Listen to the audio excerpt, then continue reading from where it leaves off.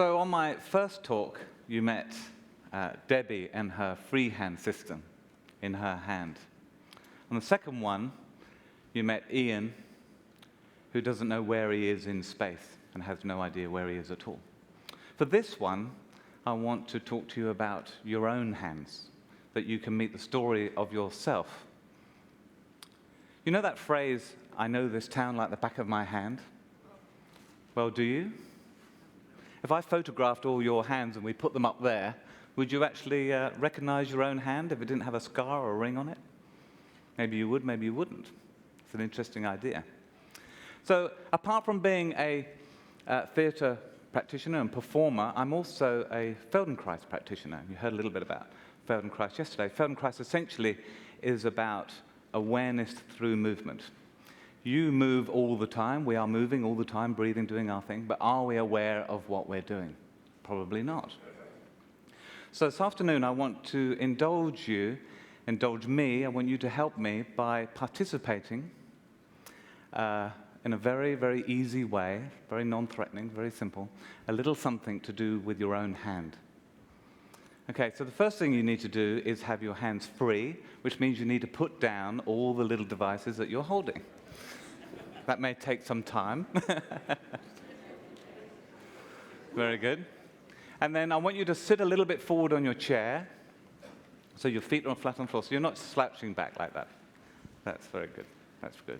And just interlace your hands on your lap. Just interlace your hands.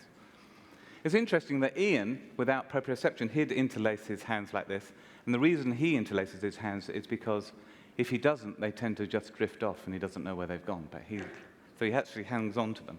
So if you look at your hands, which finger is nearest to your face?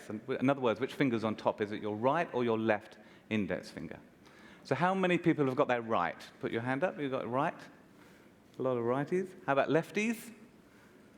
Quite a lot of lefties for a sort of medical bunch. I thought artists were going to be a lot more left, but, depends on the crowd.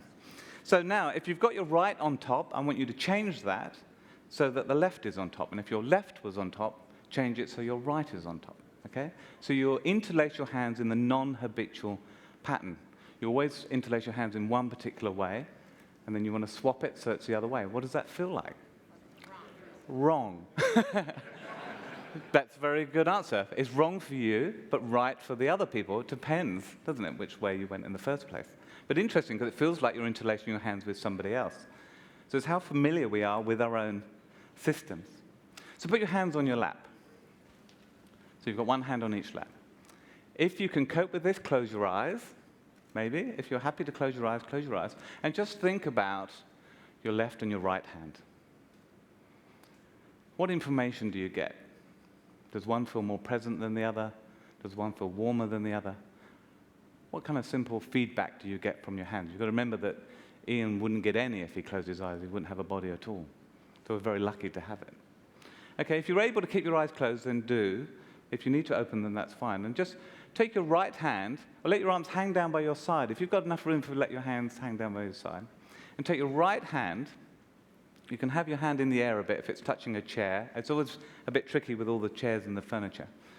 But with your right thumb of your right hand, I want you to touch the outside edge of your right index finger. So slide your thumb of the right hand up and down the outside edge of your index finger. That's it. You can just touching all those data sets in there. That's right. And then let the thumb go over the top and down in between the index finger and the next finger. Yeah, so your thumb goes up and over and down inside that gap. Quite an unusual place to put your thumb. When you're feeling this, is your finger touching your thumb or your thumb touching your finger? It's an interesting thought. And then let your thumb go up the next finger, your main finger, the big finger. And up and over the top. Is everybody still breathing? If you laughed, you obviously were holding your breath. So you just go up and over the main finger. If you listen really carefully, you can hear your telomeres growing. To listen very carefully. And then your ring finger. So let your thumb go up and over your ring finger. And you're doing this with very quiet attention to your hands. If it hurts, you can stop, but you're doing it very lightly. The thing about Feldenkrais is there's pain, there's no gain. Yeah, it's about awareness of yourself through movement so that you can enhance your movement through your awareness. It's not about fighting it, it's about going with it. And then the little finger, your little finger, over and is that quite a challenge for some of you to actually get your thumb to be on the outside edge of your little finger? Your hand has to really, those bones, you know you've got more bones in your hands and feet than you have in the rest of your whole body. And those bones have to really fold. Your palm needs to be quite soft, yeah, for that thumb to get right over to that far side. So that can be a challenge. But go as far as you can, yeah? Don't just go just as far as it stays interesting to you, yeah? And then come back over each finger like your thumb's a little roller coaster. So it's going for a ride up and over the top of each finger, whizzing along. That's it. Very good. Still breathing. You're not clenching your teeth. An easy mouth. Very good. Very good. Okay. And a little faster. Let it go a little quicker. So it's a fun little thing to do. So it's just a little game. To think of it as a little game on your right hand. Okay. Okay. And let that go. Let your arms hang down there by the sides. Or if you want, put your hands on your thighs if it's easier. And then just with your eyes closed down, now listen to the quality of your right hand to the left. Did it change? Did something in the color of it change? Does something shift in it? If your arms are hanging down, maybe you feel something in the shoulder or even in your rib cage. If I could get you up and all walk around, you'd feel a difference in your right leg, maybe, and the whole of the right side that flows through the hand. Because you remember, we're not just dealing with the hand, we're dealing with the brain, our brain that's talking to the hand. We're talking to our brain. That's the most important thing. Okay, you can open your eyes. So I'm going to leave you with one nice right hand, and you can do the left in the break. Do something another time. You can do that later. I'll leave you asymmetric for a moment.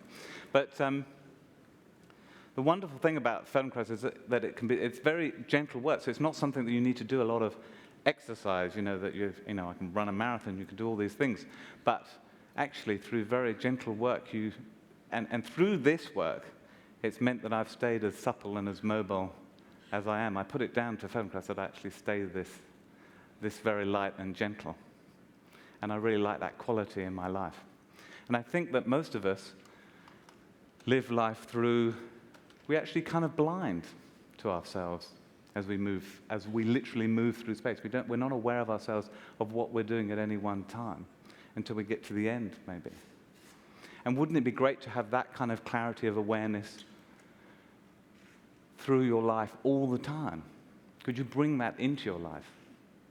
Yeah? And if you brought that into your life, would you have a better sense of wellness?